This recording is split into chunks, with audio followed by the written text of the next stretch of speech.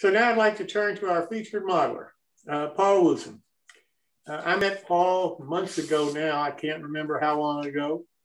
He and a friend of his have been very helpful in doing the videos for the train shows and giving me counsel and advice on how these shows should be put together and so forth. And I really can't thank them both enough for that.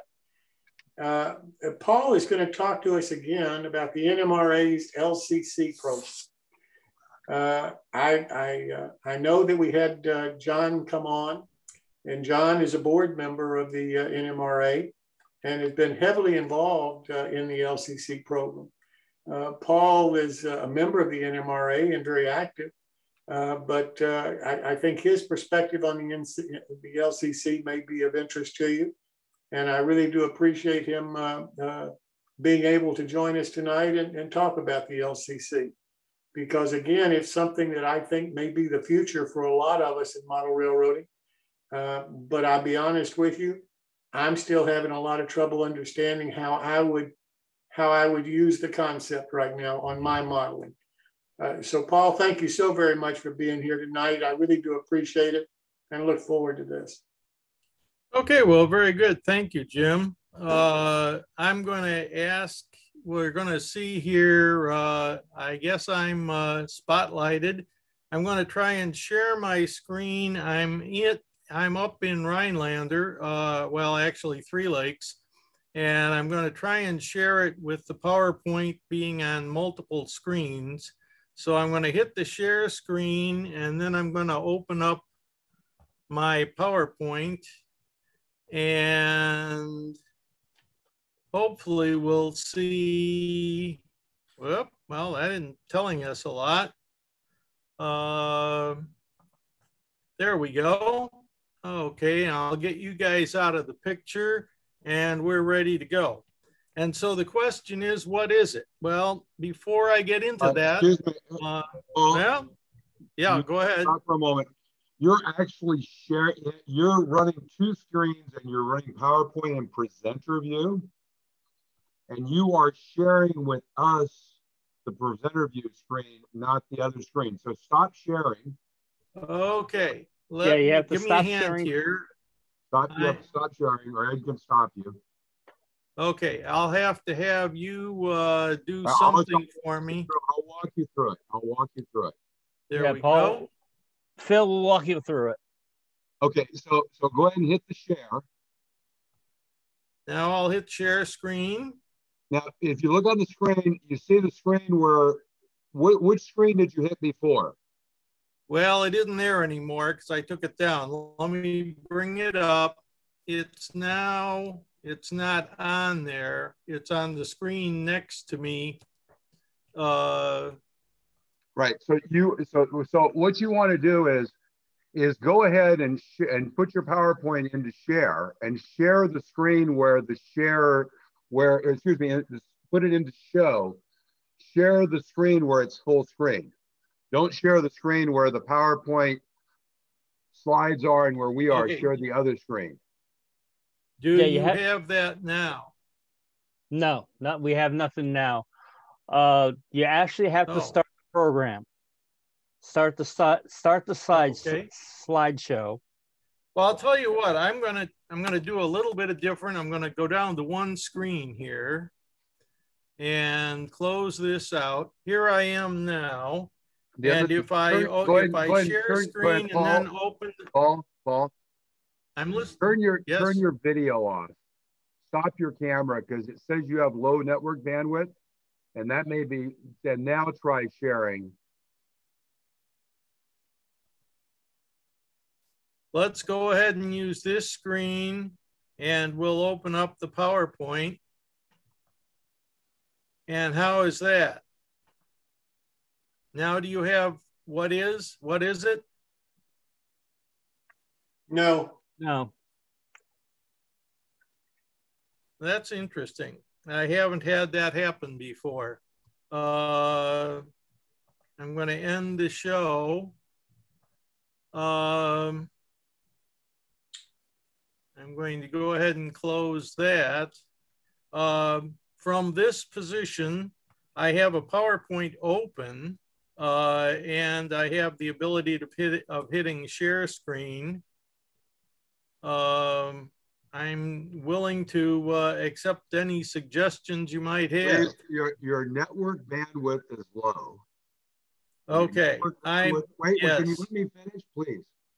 When your network bandwidth is low, it gives preference to your video and won't let you share because it wants to let your video go through. Turn your camera off and try sharing. Just a second here.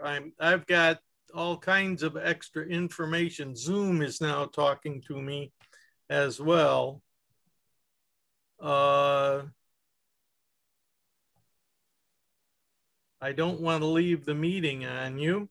No. Do you want to go over to your lower left where it says stop video?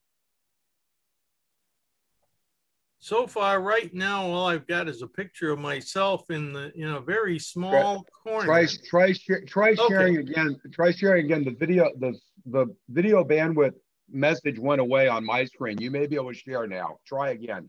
Okay. What should I have up on the screen when I do the share? So when you open, so have you put the slideshow into? Have you put PowerPoint into slideshow? Just a second. Let me get it to that point. It is there. It is in slideshow, but that's all I see on my screen. I can't see the share or anything else. Okay, so what's on your other screen? Nothing. I unplugged it. Oh, okay.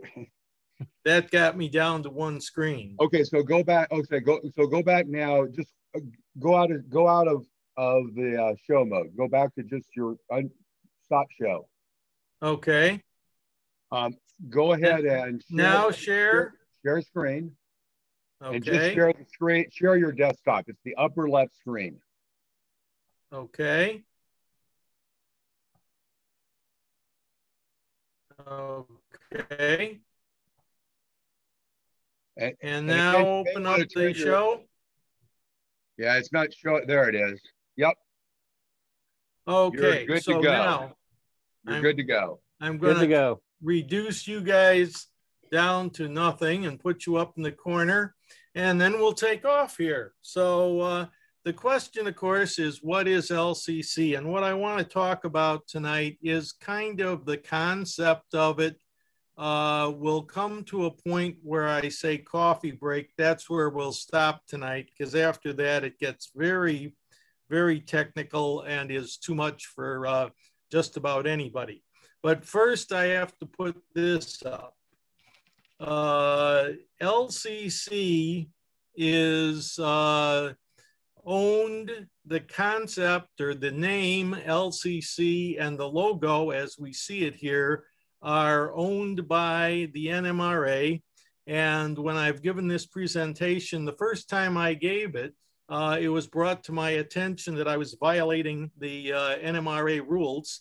I made some inquiries and I was given permission to use the NMRA LCC logo by the General Counsel and received permission to do that. So you'll see a couple of logos in here. One will be the LCC logo because that's what we're talking about. And the other one will be from the Arizona club that I've worked with in installing the LCC. So that gets the legal out of the way. And then we want to talk about the fact that the LCC was an NMRA proposed solution about a little more than a decade ago for the creation of this license-free method to interface to your layout. The intent was like DCC, that the manufacturers would get on board and start producing products that were interchangeable, much like the DCC decoders and so forth are today, where no matter what system you had running your trains, you'd have LCC running your accessories. And so the proposal stated that it should be a license-free commercial standard to use in the communications. They use the CAN bus. It should be robust and viable for the next generation. They wanted it to be new and exciting, and it certainly has been. It should be a peer-to-peer network. We'll delve into that a little later, but not require a central control station. And any two devices from any manufacturer should be able to talk to each other. So that brings us back to the question about what is it? And really what it is the superhighway for accessories. And I want to make sure you understand that we're talking about accessories and their control on the model railroad layout. Here in the corner, you see a number of nodes and daughter boards, which we'll talk about later on the Arizona Capitol Club layout. But LCC provides a common language for the accessories on a layout to talk to each other. LCC is designed to deal with layout functions like turnout motors or block detection, signals, railroad crossings, grade crossings, the lights in buildings, ambient light, and even hooking up your Arduino projects and so forth to your layout. One of the things we talk about building lights, a little concept we have going down there in Arizona is that every few hours it becomes nighttime and then daytime again.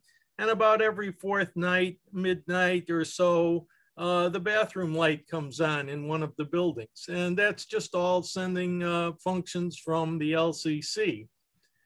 Now, if you'll bear with me on this slide here, we just kind of talk about the idea that DCC operates the trains.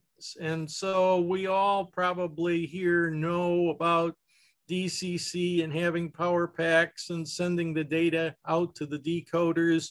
And each decoder in a locomotive is independent. Of course, you might have them in a consist or so forth. And LCC operates things that are on the layout, but not on the track. There's no connection to the track. You might pass a wire going to the track through a transformer that detects current.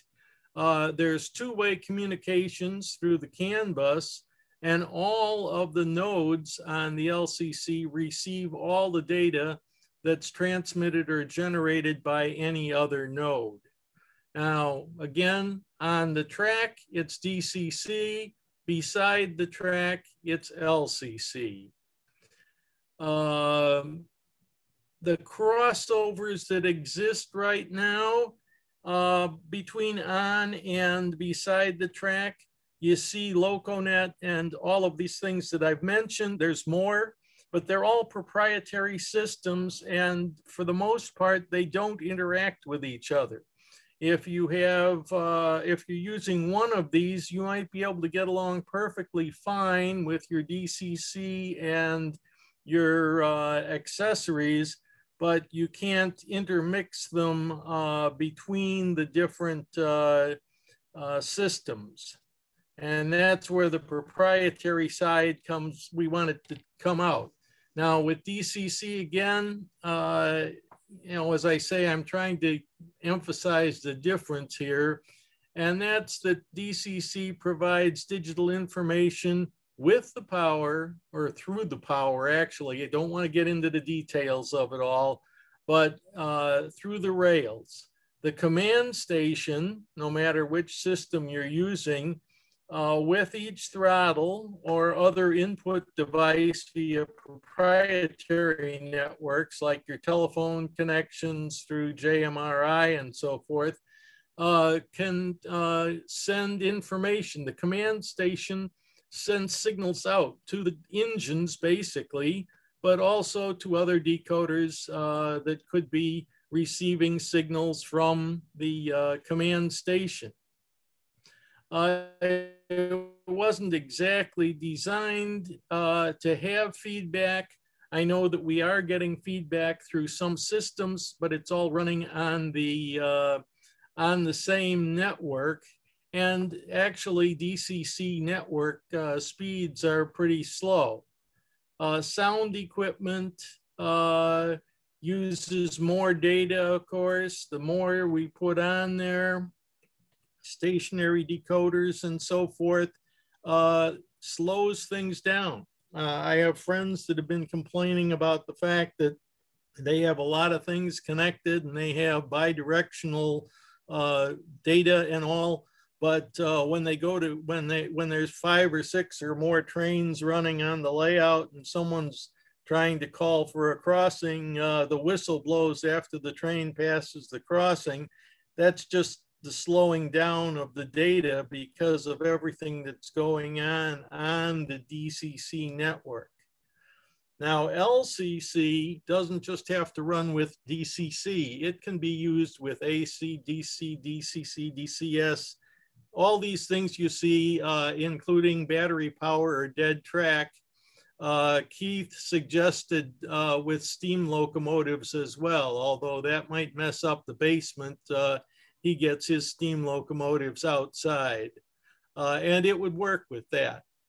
So now I'm going over to some basic building blocks here of the LCC. Again, saying this is a side next to the track, not part of running the trains at all. And the building blocks include an interface, and this interface is for configuring. I'll emphasize that more again later, but it interfaces to a computer. LCC connects up with your JMRI for configuring these different components. The brains of the system are the nodes or the towers and signal cards, and they provide communications with each other and are daisy chained together with a Cat5 cable. Standard Cat5 cable, standard RJ45. I was talking with Keith again last night and said an SD45, and he said I'd have to have an awfully big plug for that. So anyway, the brains then go to the function cards, which are considered daughter boards. They attach to the tower or the signal cards in this case and provide for connections. Most of them are connected with they can be plugged directly in, or they use a 10-wire flat cable. Here is a basic, simple system, about as simple as you can get. You have a power point. Obviously, you have to have some power going in, and that goes to a wall wart off here through this plug. And then there are terminators. We have very high-speed data running, and so we have to be careful with having terminators on the CAN bus. Now, this CAN bus, if you're not familiar with it, is used in most of your cars these days, and also in commercial airplanes and private airplanes. One of our members in our Three Lakes Club just had his 172 converted over to a glass panel, and it has all CAN bus facilities. Back here in the connections, we run a connection over with the power to a signal LCC node, which is connected to this BOD4 control point. And then to have a buffer to be able to communicate with a computer. Again, we've said we don't need a computer to operate, but we do need it to configure. I'll put one little note on that. If you're running JMRI and you have JMRI on your layout, you've got it set up so that you've got your whole panel, control panel and so forth for JMRI on there. LCC can talk to JMRI as if the JMRI is just another node, and you can have your JMRI panel acknowledge what's going on the layout from the LCC information. You can also send information back out to the LCC. but a computer is not required once it's configured. Moving on, here's our two brains cards that I've talked about. The tower is a general card that has 16 lines hooked up. You have two 10-pin connectors. There's power and ground and 16 data lines that can be either input or output, or in certain configurations, they flip back and forth. They can toggle and be both input and output, depending again on your configuration. So think of that as a general I/O card. The signal card has the convenience of having a 8-pin, 8 outputs on a 10-pin wire connection here. And then all these little green things, you'll see there's 4 of them. We talk about it talking to a daughter board, which I'll show you in a moment, through the 10-pin connector.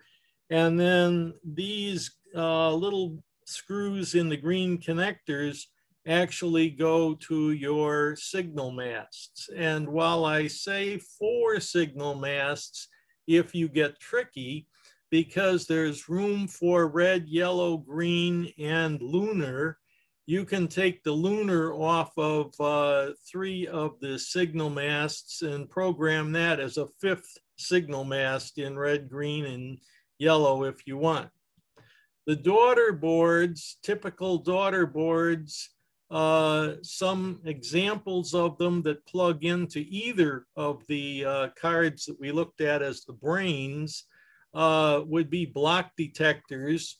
And they basically are your setup for a block detector. Different DCC systems have their own block detectors.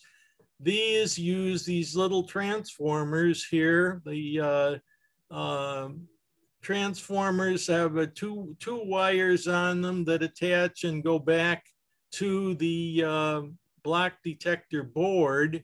And you only have to run one of your wires going to the particular block that you want to detect through this. It's not a number of loops. Single wire can go through there. If you're running number 12 wire to go out to a distance, we've even proven down in the Capitol building in Arizona that you can put these transformers, these little green, red transformers here, right near your control station and run your wires out, and you don't have to have them right up close to the block that they're detecting, and they detect perfectly. The next one that I have an example of here is the stall motor switch machine. Has 8 outputs for your stall motors, like a tortoise machine. The power for that you supply elsewhere. You supply power and put it in to this card, and you can actually control the rate at which they move, because you control and regulate the speed by regulating the output voltage through the card. And there's also your relay or solenoid controlled switch daughter boards as well. And then we have the BOD, I don't know why I want to do BD all the time, BOD4 control point, and it has occupancy detectors and more. And I'm going to go ahead. One of the things I emphasize here is this little power lock function, and I think we'll see more of that in the next slide. With this, you can put 4 block detectors into this board. You put the track power that you're running for these blocks into this board. You can control 2 turnouts, and you have 4 additional sense lines that come in as well, that you can act as inputs along with their ground. You're going to be pulling these to ground to indicate that they're active. It also has the way of getting the connection to your brains unit. Usually a signal card can either be a straight plug-in. Unfortunately, people tend to knock those and break them off. So a short cable that you press fit some connectors on with the 10 pins makes it fairly easy. Now, one might ask, why do you have this track power here associated with these detection blocks? Well, if somebody in one of the detection blocks generates a short, backs through a switch or something, all of a sudden there's no current going through the track to the detection block, so it's not detecting anything. And if your signal systems and all are set up to operate off of the fact that there's current passing through, they'll say, oh, there's nothing in that block, so I'm going to make that signal go unoccupied and drop the signal green and the preceding one yellow and so forth. This board will actually detect that the short occurred and lock the signals so that the tracks that are being detected as having a train or something like a caboose or a lighted car in them will still be occupied, even though the breakers have shut off the power to that circuit until you get the short taken care of and you reset. So this is a very convenient board. I use it on my test circuits and use it around the layout in a number of locations. The SMD8 board, another input board, input-output board, can be used in this case set up for turnouts. And again, you can put in the power for the turnouts. You can control the speed. This is for a stall motor, SM. And then you have the outputs to the stall motor switch machines, which come off the these 10-pin plugs. The data for it coming in from a tower, usually a tower card in the case of the controls for the tortoise switch machines, or your switch machines if you're using a different board with the solenoids, it will control those. Now, this is a simple, if you will, view of a passing siding, and I'm going to break it down to one end of it with two cards. Right here, you can see that we have a PowerPoint and we have a computer hooked up to it to do programming, and the communications lines just continue on between nodes. So let's go to a close-up here. And this now is just one end of a passing siding. And we're using two boards, a Brains signal LCC card that's connected to the CAN bus. And we have one 10-pin wire connection going to a BOD4 control point. And if you follow all these wires, you'll see that we're detecting the current flow at the track coming into the turnout, in the turnout, and in each of the possible tracks that the turnout is pointing to. We can detect, using those sense terminals, we can detect whether the points have actually thrown or not, as well as providing power to the stall motor switch machine. This is all happening from the control point here on the BOD4. Turnout power is supplied by your turnout power supply. And if you look real close, you'll see we're sensing whether the points have thrown. You can do that. You design your own circuit for that. And I'm getting an indication that my internet isn't real stable. I hope that clears up. You have to realize I'm out on a peninsula up here. Didn't really know I was going to be here on this Wednesday. We changed a few dates there, Jim. And I ended up here instead of being down in Glen Ellen. But again, to the sensing point, we're sensing. Hey, Paul. Uh-oh. I think we lost Paul.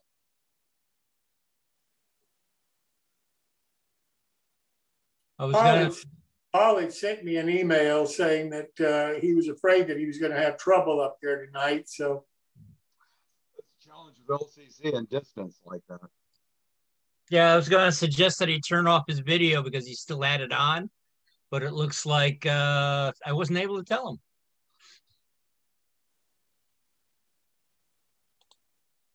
Well, I hate to see that happen, but you know, it's no control over that. So I thank Paul so much, and I guess we'll have to move right along. Does anybody have any comments about LCC that they'd like to make? I mean, I know we didn't get through Paul's presentation, but does anybody have any comments? Well, I know for myself, my layout's way too small for what LCC is for, and plus I'm also doing the 19th century. So, I mean, I don't personally have any use for it, but from what I understand, there's not many manufacturers from there that do LTC. Jim, I think it should be an interesting discussion. So hang on, let me see. I got to change my microphone. Let me actually do it this way. Put my headset back on. Because you're coming and going too, Phil. My voice probably was because I wanted to change to my headset. Yeah. On my back. So here's the interesting thing. So if you look at LCC, there are two things LCC. So we have a thing called CMRI, which is instantiated in some products by a couple of companies, but a lot of people have used them and it's pretty easy to build. But it's a highly centralized system, and it's a highly centralized both in wiring and control, right? So wiring tends to be larger nodes. You can kind of distribute them, and the control is hierarchical up to JMRI, Panel Pro, and its solution set for creating a centralized control system. So that exists. It seems to me what LCC does two things differently. And the question is, I think, is the complexity and cost that I think we're going to find that LCC has worth that. And it really is a question of what you're modeling. So if you think about it, if you look at what LCC does, it allows you to distribute those nodes much more effectively around your layout, which means that you have a single wire running around your layout and shorter wires to the things being controlled, right? Whether it's a signaling system or any other component. So that's the first thing it does. The second thing it has is a thing called publish and subscribe, which is that peer-to-peer thing. And you have to understand computer science. And I'm not going to try to teach you computer science, but it's really, really simple. How easy is it to have a two-person phone call? How hard is it to have this kind of a Zoom meeting? A two-person phone call is like a centralized thing talking to one thing out here. This is a peer-to-peer thing. There are lots of things talking to each other, which means in peer-to-peer, if you're one thing and you have 100 peers, you have to listen to 100 peers. And it makes it very complicated to software program that and to listen to everything and do everything. So unless there's a lot of benefits in that architecture, it's a very costly and hard architecture to implement. And by the way, I'm not talking about anything other than pure computer science. And it's really obvious, right? If you have two people trying to do a project, it's a heck of a lot easier to do than having 100 people do the project. And so the second thing is this publish and subscribe peer-to-peer, which is a foundational tenet of LCC. What is its benefit? So I think it depends on what you model. So if you think about this, come back to the comment from Ed. I model a small layout. Actually, for a small layout, it might be of benefit because you only buy a couple of nodes. There's a really simple computer program to say, if I push this button, this happens. And for a small layout, you probably could use it effectively. There are other options, don't get me wrong, but it is an option to do computer control, computerized control on a small layout to make it simple. The next thing is if you talk about a large layout, I think it's going to split depending on the control of your layout. If you're running on your layout 100% a CTC level system from the 50s, they were highly centralized in their control, which means you're probably going to use JMRI to control the layout to give you the replication of a CTC's panel with a dispatcher who flips a switch and pushes a button to lock it over into place. And that creation of that requires that everything have highly centralized control, except when you give local control for a specific turnout to a crew to do switching where they need to occupy the main line or something like that. So if you look at that kind of layout, the distributed, this peer-to-peer level control you get in LCC, the layout probably would never use it. All the control is up in JMRI. So now the value of the system can purely be analyzed in, I think, two characteristics. One is, what is the cost of the equipment? And two, what is the complexity / cost of installation? And, we're doing a layout. I'm doing a layout right now, and I got really excited about LLC last Saturday. I think it was when we talked about it, and went back and looked at it. We've actually had originally purchased, the club had purchased way back in 8 years ago, a bunch of Chubb equipment, which is the CMRI stuff. And I listened, I thought, wow, this is really great. But what we realized is we're modeling the transition era in California, late 50s, early 60s, lots of F units. We're signaling to a 1960s Southern Pacific signaling plan that's in JMRI. It's all going to be highly centralized control because that's the way the railroad ran back then. And we were building on a plan to use Cat5 and to run back to about 3 or 4 big centralized nodes where we'd have lots of IO points coming off. And what they do is go over these Cat5 panels. And if anybody's interested, I can do a clinic on what we're doing, because it makes, in the end, it makes wiring really, really easy. In fact, in the whole signaling system under the layout, there's never a solder joint. It's all plug and play. And it's not made with a plug and play system. It's just using Cat5 cables. So the question is the benefit of LCC, of the distribution around the layout, of enough benefit versus the cost? And I think that's a question you've got to look at. Now, I think for modern layouts, I don't know if you can do more with that publish and subscribe, but the real question is, do you use that capability, or do you use a control system like JMRI? And if you're using the publish and subscribe, the peer-to-peer, the next question I would ask is, do you have to develop it all yourself? Because if that you have to do that, that's a pretty daunting task. So there's probably a lot of interesting questions here, around software for that and which you would choose. So it's really not clear to me that it's a clear-cut answer. Phil? All right, now that you can actually breathe, Phil, Paul is back. Cool.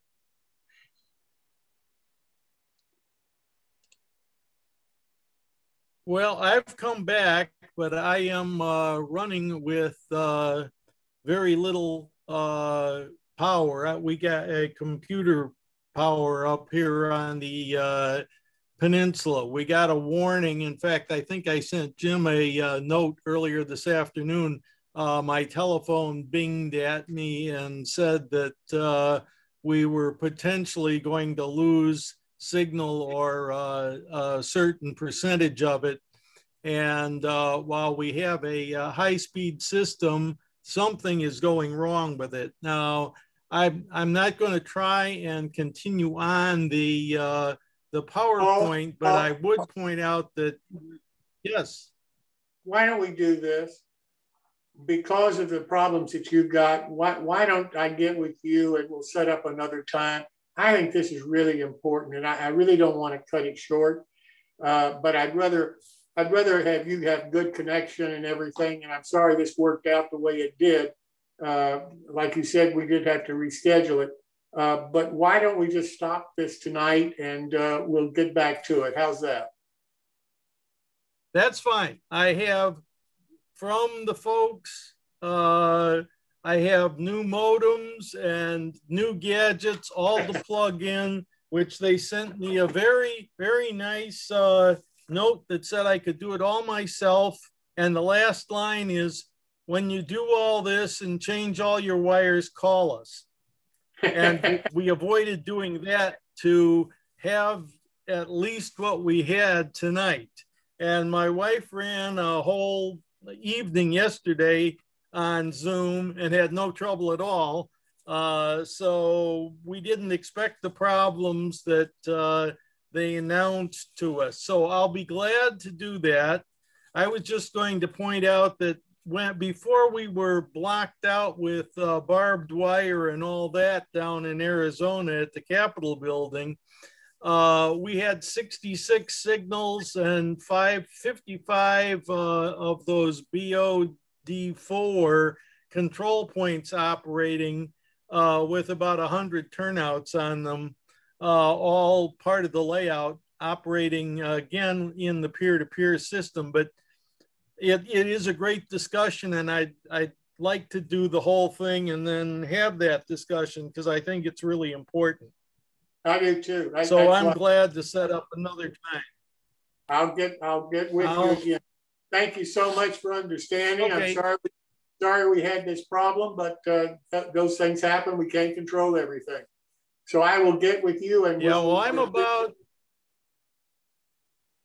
I'm about a mile and a half out on a peninsula between lakes up here, and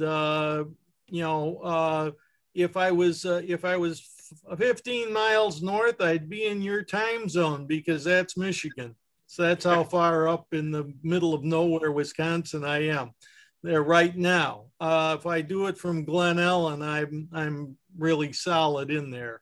So we'll get together another time. Sorry, gentlemen, that that happened. I haven't had that kind of a problem, but as I say, we did get, unfortunately, a notice about 2.5 hours ago, I think, Jim, I sent you that exactly the text that they sent me on my phone of all things because it wasn't coming through on the internet. Gotcha. Paul, thank you so much for understanding, and I'll get with you later. Thank you. Okay.